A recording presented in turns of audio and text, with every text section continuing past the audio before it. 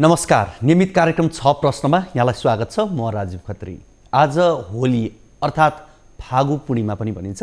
विशेष गरी आज नेपालका पहाडी जिल्ला र उपत्यकाहरूमा होली धुमधामका साथ मनाइन्छ भने भोलि तराईका क्षेत्रहरूमा होली मनाउने प्रचलन रहेको छ। हामी सम्पूर्ण दर्शकहरूलाई होलीको शुभकामना दिन चाहन्छौँ र आजको यो विशेष माहौलमा यो विशेष कार्यक्रममा 6 प्रश्नमा यहाँहरूलाई हामी साहित्यिक बनाउने प्रयास गर्दैछौँ। आज हामीसँग हुनुहुन्छ साहित्यकार बिमला तुम्खेवा।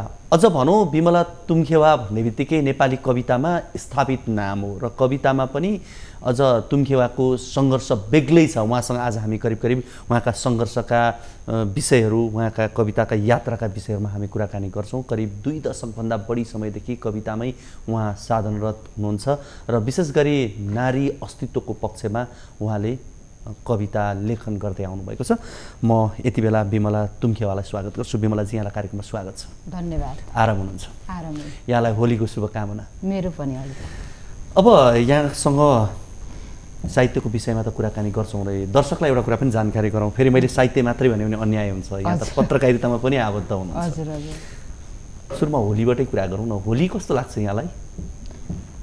होली एउटा सामाजिक सद्भाव कायम गर्ने एउटा महत्त्वपूर्ण चाड हो भन्छु म नेपालीहरूको, हैन? हुन त अब यो यसको आन्तरिक पक्षहरू, यसको राजनीतिक सामाजिक तत्त्वहरूलाई हामीले विश्लेषण गरेर लाँदाखेरि धेरै कुराहरू, धेरै एङ्गलहरू आउला। तर यो एउटा नेपालीको बिचमा अथवा नेपालको जुन किसिमको एउटा जात जाति वर्ग समुदाय सम्प्रदाय छ र जसरी मिलेर आदिम कालदेखि अहिलेसम्म बसिरहेको छौँ, हैन? त्यो एउटा माहौललाई चाहिँ नि एउटा जोडिरहनको लागि एउटा महत्त्वपूर्ण कडी हो जस्तो लाग्छ मलाई होली। बाल्यकालको होली कतिको याद आउँछ यहाँलाई? ओहो, त्यतिखेर त हामी रङ किनेर, होइन, त्यो अर्कै किसिमको उत्साह थियो है। र त्यही उत्साहले अहिलेसम्म तान्दै ल्याएको पनि छ जस्तो मलाई लाग्छ, होइन? भलै म चाहिँ नि मेरो एउटा आफ्नो एउटा भन्न पर्दाखेरि म एउटा जनजाति कम्युनिटी, लिम्बू कम्युनिटीबाट चाहिँ नि म बिलोङ गर्छु। त्यो आफ्नो ठाउँमा छ। तर समग्र त्यतिखेर बचपनको कुरा गर्ने हो भने हामी रङ किनेर, होइन, अब त्यतिखेर त टोलमा सानो बच्चाहरू हिँड्दाखेरि, त्यतिखेर खेल्दाखेरि त्यतिखेरको अर्कै माहौल थियो। यहाँको जन्म ताप्लेजुङ, तेह्रथुम, त्यसपछि पथरी, मोरङको पथरी शनिश्चरी अहिले भनेपछि पहाडबाट तराईसम्मको यात्रा भनेपछि पहाडको त्यो वातावरण, त्यहाँको समाज पनि देख्नुभयो, तराई आउनुभयो, तराईपछि त्यहाँको समाज, त्यस कारणले गर्दा त्यसबाट त यहाँ टाढा त रहनै सक्नु भएन। होली यस्तो चाडबाड अलिकति मैले यसै विषयमा थोरै कुराकानी गरेँ। होली भन्ने त्यो रङको पर्व, रङलाई धेरै आयामबाट धेरै तरिकाले व्याख्या गरिन्छन्। रङका पनि आफ्नै त्यसमा गुणहरू हुन्छन्। पछिल्लो समय होली नेपाली समाजमा जुन तरिकाले विगतमा खेलिन्थ्यो त्यसमा केही कमी, त्यो रौनकता चाहिँ आएको हो? हामीलाई प्रविधिले दास बनाएको हो? एकदमै होइन। यो प्रविधि मात्रै होइन, यो पछिल्लो समय जुन प्रकारको एउटा साँच्चै भन्ने हो भने अब यो माओवादी जनयुद्ध पछाडि जुन किसिमको एउटा परिवर्तनको हामीले चाहिँ नि झिल्काहरू देख्यौँ भनौँ न, होइन? त्यसको राम्रो पक्ष पनि छ, नराम्रो पक्ष पनि छ। त्यो आफ्नो ठाउँमा होला। तर अब अहिले आएर खासै साँच्चै भन्ने हो भने होली समाजमा अब एउटा कम्युनिटीले होइन होली चाहिँ होइन हाम्रो होइन भन्ने खालको, होइन, अर्को फेरि त्यहीँभित्र पनि धेरै मिश्रित खालको छ नि त विचार। तर समग्रमा राम्रो एउटा उत्सवमय पर्वलाई अँगाल्दाखेरि हेर्नु के नै एउटा त्यसले त तपाईँलाई समाजमा एउटा राम्रै खालको इन्भाइरोमेन्ट नै त कायम गर्छ होला जस्तो मलाई लाग्छ, होइन? ठिक छ। रङ र जीवनलाई कसरी व्याख्या गर्नुहुन्छ? रङ अनि मान्छेको जीवनलाई व्याख्या गर्नु मलाई के लाग्छ भने जीवन, मान्छेको जीवन भन्दाखेरि पनि मान्छेको मनोदशा, चेतना, होइन, उसले चाहिँ सोच्ने, उसले महसुस गर्ने उसको एउटा के भन्छ त्यसलाई फिलिङ्स। रङ यो एकदम गहिरो सम्बन्ध छ है, होइन? तर यो रङको महिमा अथवा होलीको महिमा र महत्त्वको कुरालाई हेर्दा इतिहासमा यता फर्केर हेर्दा त हामीले चाहिँ नि अब प्रह्लाद र हिरण्यकश्यप को कुराहरूलाई पनि अब त्यहीँबाट उत्पत्तिको कुराहरू देखिन्छ जस्तो मलाई लाग्छ। मान्छेका जीवनका मानिसका भोगाइहरू जति रङ्गीन हुन्छन्, सपनाहरू जति रङ्गीन हुन्छन्, अनि यस्ता हाम्रा चाडपर्वले पनि कहीँ न कहीँ हो त्यो देखिए त्यो रिफ्लेक्सन भइरहेको छ, बिम्बित भइरहेको छ। हुन्छ, म अलिकति यहाँको व्यक्तिगत जीवनतिर फर्केँ। म हजुर पत्रकारिता गरिरहनु भएको छ, हजुर साहित्यमा कलम चलाउनुहुन्छ, हजुर। तपाईँको जीवनमा यो दुईवटा कुरा छन् जसलाई चाहिँ कसरी समायोजन गरिरहनु भएको छ अहिलेसम्म? कस्तो भयो भने मैले जतिखेर पत्रकारिता सुरु गरेँ मोरङमा होइन, विगतलाई फर्केर हेर्दा पूर्वबाट ब्लास्ट टाइम भन्ने निस्किन्छ हो, अहिले पनि पूर्वको कान्तिपुर भनेर चिन्छ। त्यतिखेर हामीलाई यो अहिले जस्तो होइन नि, बाइलाइन न्युज मात्रै आयो भने हाम्रो दिनभरि खुट्टा हुँदैन थियो कि। भन्नुको मतलब के हो भन्दाखेरि त्यो खालको परिस्थितिबाट म पत्रकारितामा चाहिँ नि जोडिएर आएँ। तर सँगसँगै मसँग चाहिँ त्यो कविता लेखनको पनि एक प्रकारको एउटा त्यो मसँग त्यो भोग थियो भनौँ न होइन। यसले चाहिँ के गर्यो भन्दाखेरि मलाई पत्रकारिता र साहित्य काहीँ न काहीँ कनेक्सन भएको। पहिला चाहिँ अब अहिले चाहिँ हामी होइन पत्रकारिता साहित्य भन्दै हामी गइरहेको छौँ। तर आजभन्दा यो 5-10 वर्षभन्दा अगाडिको पुस्ताहरू जो हुनुहुन्छ उहाँहरूले कन्टिन्युसली पत्रकारिता पनि साहित्य पनि लेखन गर्दै आउनुभएको छ। त्यो किन भन्दाखेरि त्यहाँ धेरै कुराहरू छन् कि होइन, त्यो सम्पर्कको कुराहरू भयो होइन, एकअर्कामा लेख्नेहरूको बिचको माहौलको कुराहरू भयो। तर अहिले आएर त अब यो म्यानेजको कुरा तपाईँले जुन गर्नुभयो, अब यो एक हिसाबले अहिले आएर होइन गर्नै पर्छ भन्ने खालको परिस्थिति नै सिर्जना भएपछि अब यो नगरी त भएन होइन। तर मेरो आफ्नो उसमा चाहिँ के हो भन्दाखेरि मैले यति धेरै म जर्नलिजममा मैले आज यत्रो समय बिताइसक्दाखेरि पनि म मेनस्ट्रिम मिडियातिर स्वतन्त्र राइटिङ गर्दै आएँ। कारण के भन्दाखेरि अलिअलि मैले कवितालाई बचाउनु पनि थियो कि होइन। त्यो जस्तो नि फ्लो चाहिँ नि तपाईँको यता पत्रकारितामा पनि होइन, यता कवितामा पनि त्यसको त्यो कमजोर हुँदै जान्छ भन्ने कुरा मैले महसुस गरेँ। केही समय म धेरै अगाडि राजधानी दैनिकमा रिपोर्टिङ गर्थेँ। त्यतिखेर म के थियो भने त्यो एउटा मैले आजसम्म कसैसँग कहाँ सेयर पनि गरेको छैन। त्यतिखेर चाहिँ पुरुषोत्तम दाहाल राजधानी दैनिकको प्रधान सम्पादक हुनुहुन्थ्यो। उहाँ चाहिँ पूर्व आउनु भएको थियो। पूर्वमा चाहिँ विभिन्न जिल्ला ठाउँहरूमा चाहिँ रिपोर्टरहरू राख्ने सन्दर्भमा मेरो त उहाँसँग भेटघाट पनि भएको थिएन। तर चाहिँ उहाँसम्म मैले लेखेको मैले हार्ड न्युज लेखेको थिएँ र मैले पुग्यो त्यो न्युज होइन।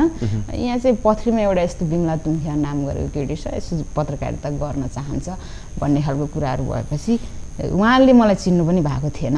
तर मैले लेखेको न्युजको आधारमा उहाँले मलाई चाहिँ काम दिनुभएको थियो कि, र मैले पथरीबाट रिपोर्टिङ गर्थेँ।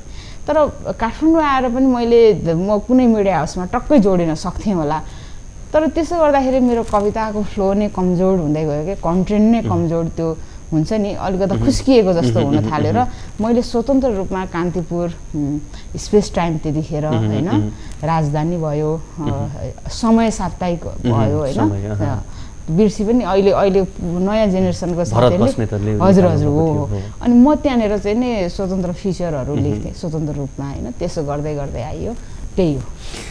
अब तपाईँको लेखकीय कुरा त गर्छौँ नै हामी, त्यो सँगसँगै कुनै एउटा यहाँको सिर्जना हामी सुन्छौँ यति बेला। हजुर, यो चाहिँ अस्ति भर्खरै हो। यो कविताको शीर्षक उनीहरू मानिसको शक्ति अघि निरन्तर लडिरहे। कविताको शीर्षक। जब म बिहान दिउँसो साँझ कुनै पनि समय आँगन बढारिरहेको हुन्छु, ताती लागेर हिँडिरहेका कमिलाको बथान देख्छु, सोच्छु बथानका बथान कहाँ हिँडेका होलान् यिनीहरू। मानिसहरू त सहरमा भर्खरै उठिरहेछन्, केही हप्ता पहिले त हो घरको पर्खालभरि उनीहरू हिँडिरहेको बाटो भत्काइदिएको। घरका खम्बा र बिमहरूमा उनीहरूले मेहनतले बनाएको बाटोहरू भत्काइदिएको। यतिका साथीहरूको मृत्यु पश्चात पनि जति बाँचेका छन् उनीहरू सबैभन्दा हतारमा छन् र आफ्ना हजारौं साथीहरूको मृत्यु पश्चात पनि निरन्तर हिँडिरहेछन्। हरेक पटक उनीहरूको यात्रालाई देखेर म भित्र एउटा आन्दोलन उत्पन्न हुन्छ। आफ्नै जीवनले भोगी ल्याएका हजार सन्दर्भहरू सम्झना आउँछ र गम खान्छु जस्तै हुरी बतासले पनि किन यिनको सङ्कल्पलाई डगमगिन दिएन। सिक्न त धेरै रहेछ उनीहरूबाट मैले। उनीहरूको एकता र सङ्कल्प देखेर म एक लामो यात्राको अठोट गर्छु। किन आफ्ना हजारौं सहकर्मीहरूको मृत्यु पश्चात पनि उनीहरू निरन्तर हिँडिरहे। किन मानिसहरूको शक्तिको अघिल्तिर लडिरहे। ओहो, विस्मयकारी र लामबद्ध हिँडिरहेका तिम्रा आकार देख्दा लाग्छ जीवन कति रोमाञ्चित र भव्य छ। जीवन कति रङ्गीन छ। यी बादलका नीला धर्साहरू झैँ हरेक पल्ट आँगन बढाल्दा होस् कि भान्साका दलिनहरूमा आमाले बनाएको जाँडका ओथराहरूमा कि सुँगुरको मासु सुकाएर राखेको पेरङ्गोहरूमा राष्ट्रपतिको सचिवालयहरूमा जहीँ तहीँ लामबद्ध हिँडिरहेकै छन्। उनीहरू शान्त र निरन्तर बगिरहने महासागरको गति चाहिँ। तर आफैभित्र उत्तर खोजिरहेको मेरो आफ्नै मनदशा एक नवीन यात्राको सुरुवात हो।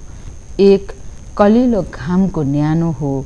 एक महान यात्राको प्रस्थान बिन्दु हो कि कहिलेकाहीँ यी सबै परिस्थितिहरूबाट अगाडि बढ्नु पनि आउने दिनहरूमा गजब हुनेछ। तपाईँ विद्रोही देखिनुहुन्छ है? विद्रोही त अब म मात्रै होइन, कस्तो भने यो समाजमा अलिकता मात्रै चेतना भएको कोही स्वास्नी मान्छेहरू सबै विद्रोही नै हुन्छ। किनभने उसले चाहिँ नि अब समाजको संस्कार रीति तिथि होइन सबै एकतिर हिँडेको छ। अनि चेतना मान्छेको आफ्नो एउटा स्वाभिमान, आत्मसम्मान, मानव अधिकार भन्ने कुराहरू पनि होला, त्यो आफ्नो तरिकाले गइरहेको छ। यति धेरै जिगज्याग परिस्थितिमा होइन म पनि मान्छे हो भनेर लेख्नु बोल्नु त्यसलाई विद्रोह भन्नु हुन्छ जस्तो मलाई लाग्दैन। तर त्यो चेत चाहिँ छ। त्यो चेत छ। बरु समस्या चाहिँ कहाँनिर हो भने समाजको हो। त्यसको विरुद्धमा कलम चलाउनु पर्छ भन्नु पनि त विद्रोही सोच त भयो नि, चेत त भयो नि। अब यो जसरी समाज चलिरहेको छ, जसरी अगाडि बढिरहेको छ त्यसमा ब्रेक लाग्नुपर्छ, फरक तरिकाले चल्नुपर्छ, सबैका लागि समाज अनुकूल हुनुपर्छ भन्नु त एउटा गतिमा चलेको समाजका लागि त त्यो त विद्रोह नै भइदियो होइन। एउटा गतिमा चलिरहेको समाजको लागि त्यो विद्रोह भइदियो। तर वास्तवमा एउटा न्यायसङ्गत, एउटा चाहिँ नि समुन्नत, एउटा चाहिँ नि विवेकशील समाजको लागि त त्यो एउटा शान्तिपूर्ण मान्छेले गर्ने अपिल भइदियो भन्छु कि म चाहिँ। हस्, यो विषयलाई फेरि हामी जोड्छौँ। कार्यक्रममा यति बेला भने पालो भएको छ छोटो ब्रेकको।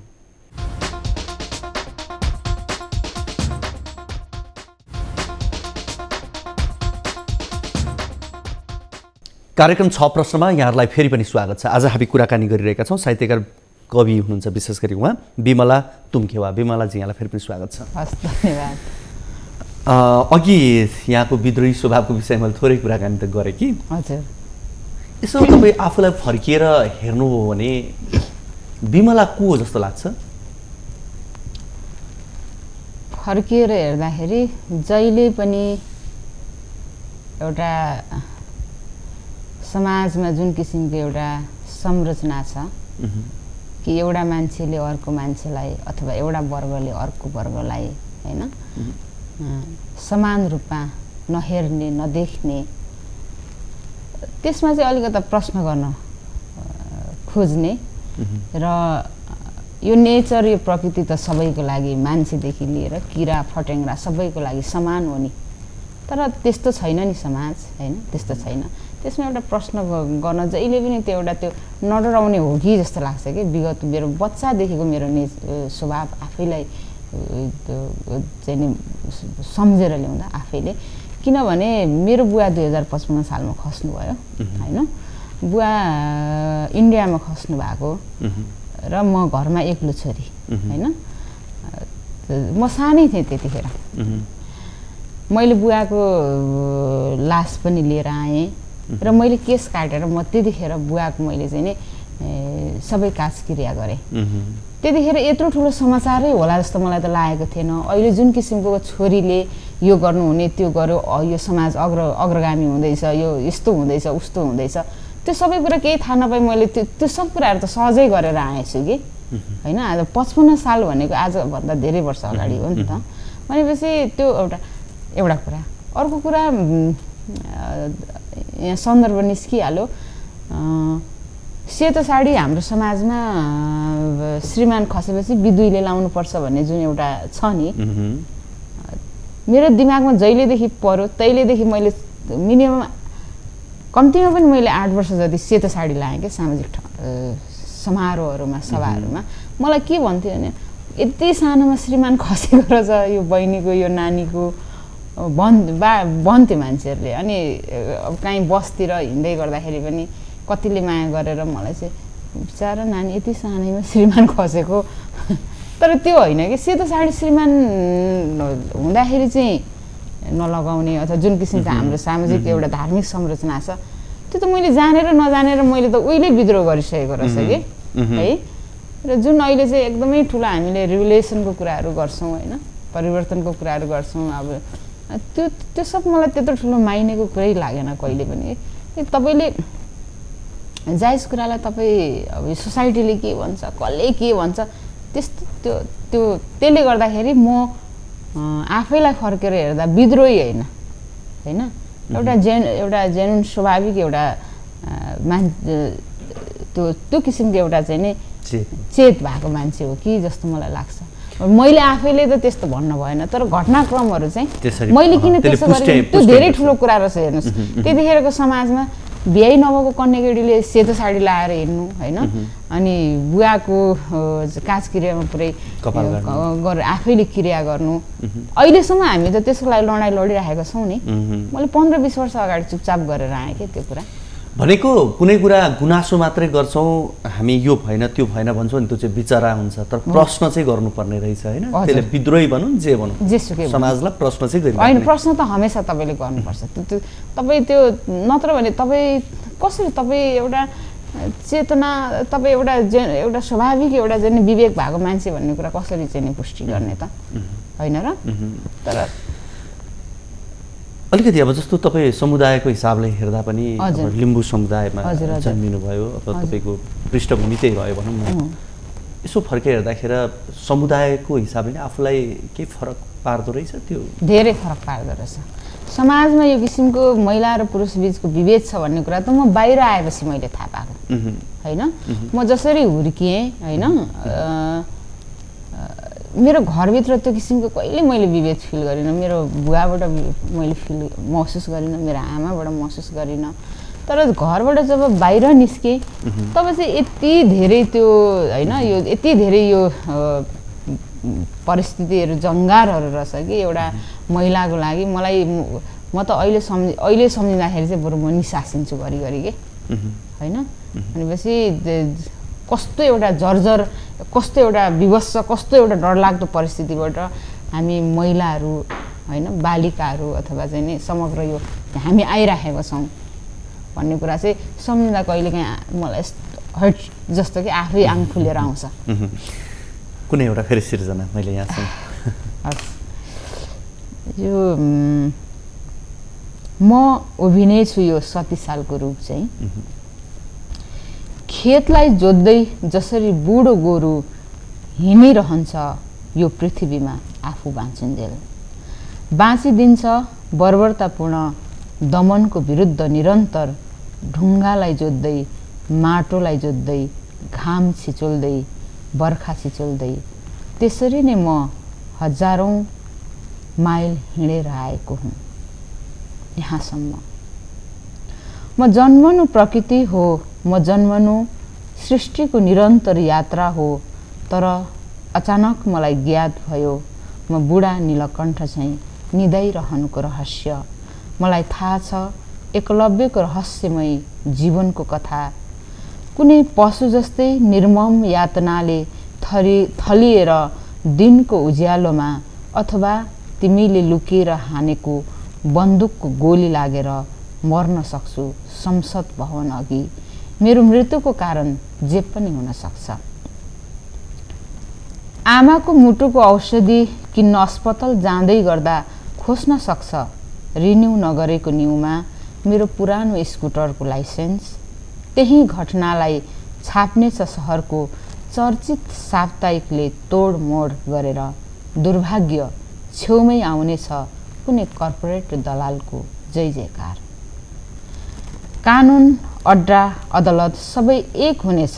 बलात्कारीलाई फाँसी दे भन्दा, भ्रष्टाचारीलाई फाँसी दे भन्दा मलाई ज्ञात छ कुनै दिन तमाम व्यथितिहरूको विरुद्ध बोल्दै गर्दा म मारिन सक्छु।